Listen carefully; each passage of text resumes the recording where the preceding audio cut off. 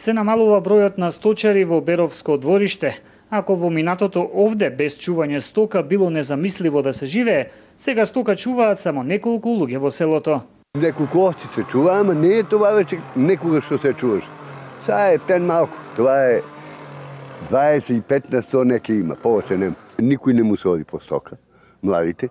Ние старите веќе не може, јас сум 80 години. Што ќе ода по стока? Кој ќе ја гледа?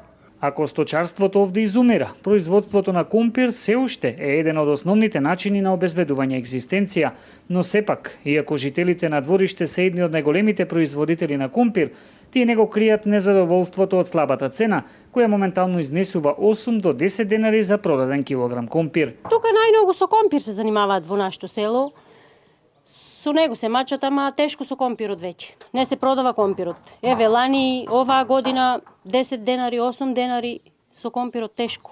Ние помалку садиме, по 5-6 декари, ама има луѓе тука сеат по 20, по 30 декари, по 50 декари. Од 10 денара нагоре не беше уминувал, сега вика нешто е мрднал на пазара, ама колку е мрднал не знам, нит сам одил на пазар, не знам. Општината Берово во насока на подобрување на животот на жителите на двориште, со помош на јапонската влада реализираше проект за реконструкција на селската амбуланта, со што ќе им се олесни маката на жителите, кои до најблиската медицинска установа за добивање на соодветна здравствена нега мораат да патуваат повеќе од 25 километри.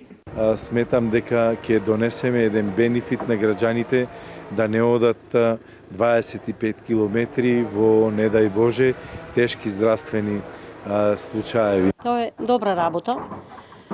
Што ќе се поправи амбулантата, си треба, оддалечени сме и так треба си да има лекар, да има сестра, секој ден има потреба.